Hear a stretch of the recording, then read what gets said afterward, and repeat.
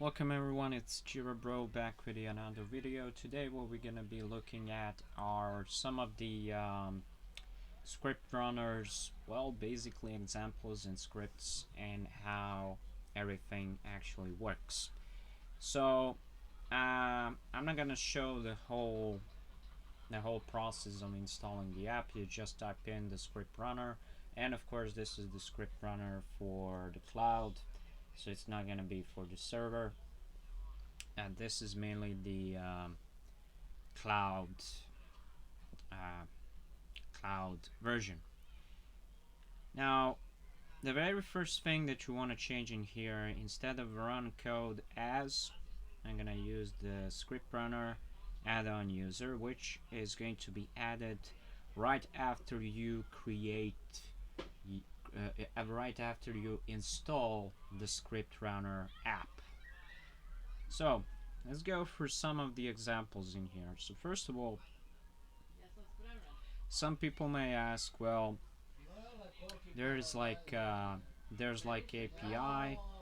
and after the API, now I have the script runner. So why should I be using the API if I already have the script runner who is going to do this job for me?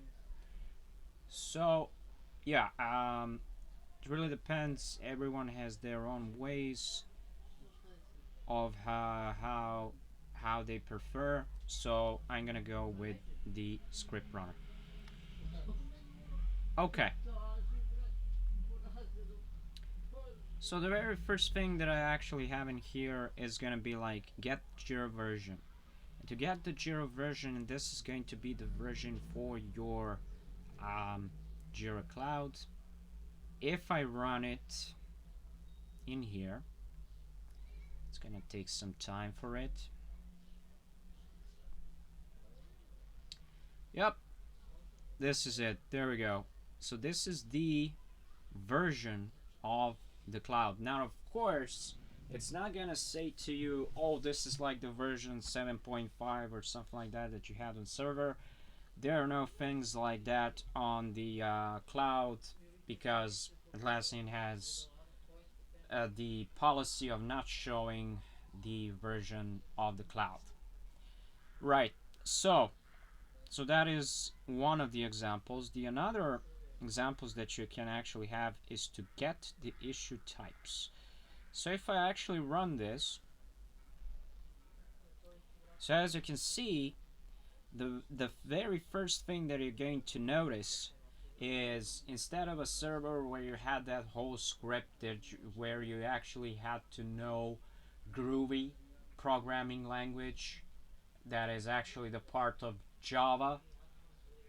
So back then it required you to have a lot of let's say technical knowledge, because even the databases were based on the MySQL. So in cloud it's really simplified. So instead of using your, well, scripts in cloud, that is not possible anymore, because on the cloud everything is based on the APIs.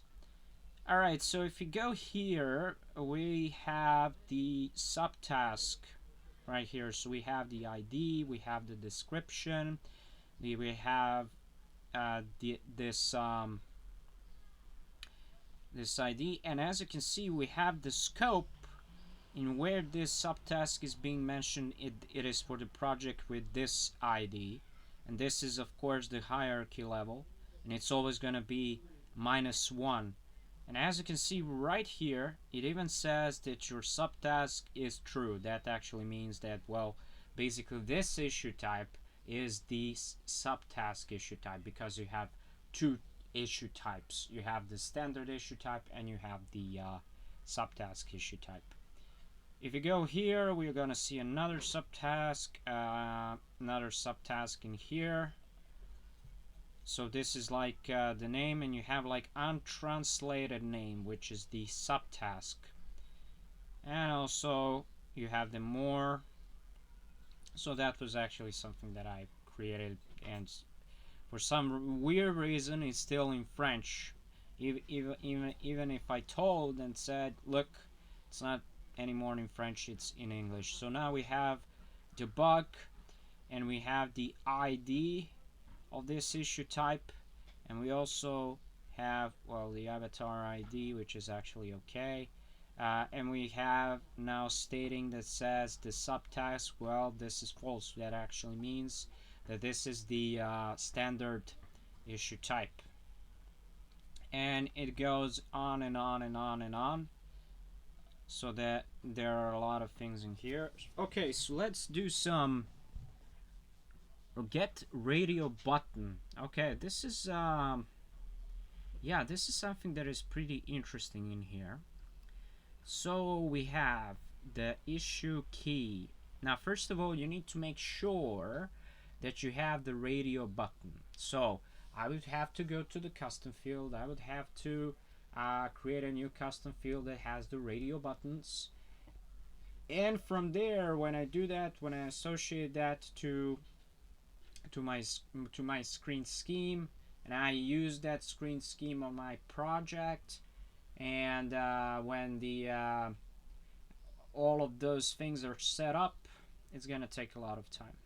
So that one is actually pretty interesting. Create a task. Okay, as you can see in here, so it's gonna use, so we're gonna go with STMP. Okay, so STMP, and this is what is going to be called, and actually says in here, so this is going to be the summary, and this is going to be the description that says don't forget to do this. So for the project, it uses the project key, and it uses the task issue type.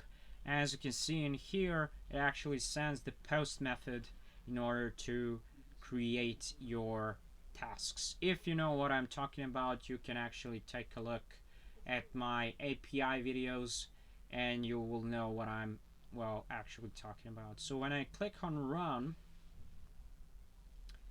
alright, so in here it says cannot get property ID on null. Right, so okay. Alright. So okay, so here, right, also, so project key body. Alright, let me see, STMP SSPB. Let's go with that. SSPB. Let's go again.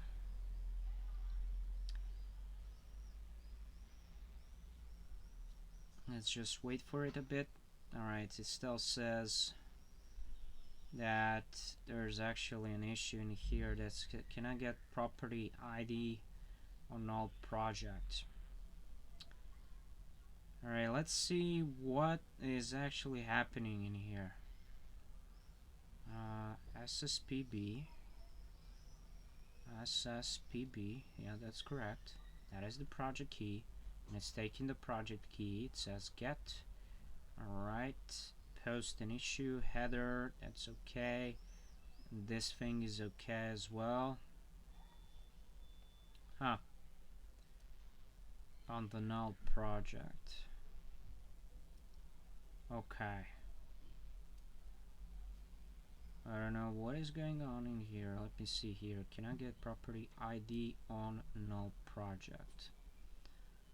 Alright, so null project, null object, not project. So this is the project key, SSPB, yeah, that's correct. Alright, let me, yep, the same error.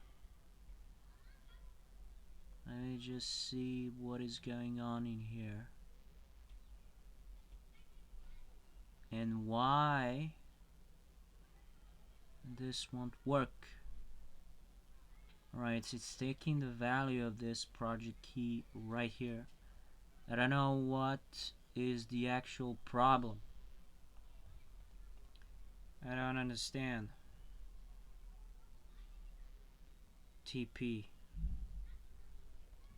Okay, SSPB run.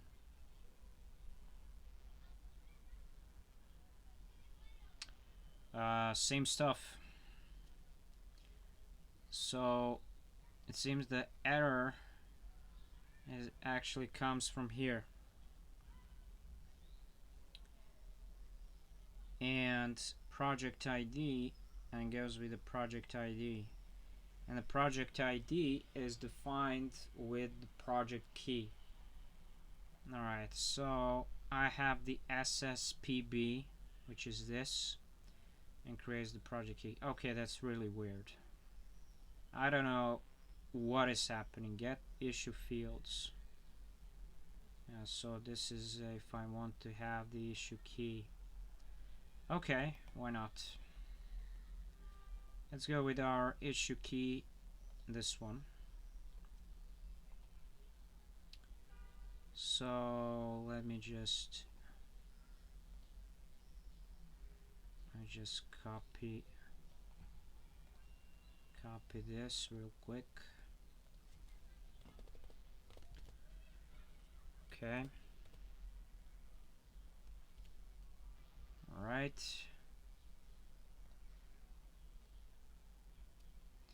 Okay, this one actually works. So it seems like the problem was actually there. I don't know why.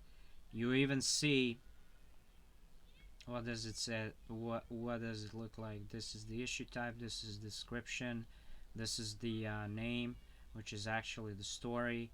So you basically get everything that you actually need to know. There are a lot of stuff in here. So you're getting the fields of that specific issue. Okay. Yeah. I don't know why still it didn't actually work with the post method. Not sure. There is no need to actually generate your own API keys within Jira, so that is something that is confusing. But if you actually you guys manage this to work, please tell me what was the problem. Alright, thank you for watching. I hope to see you guys in the next video. Don't forget to like, share, and subscribe.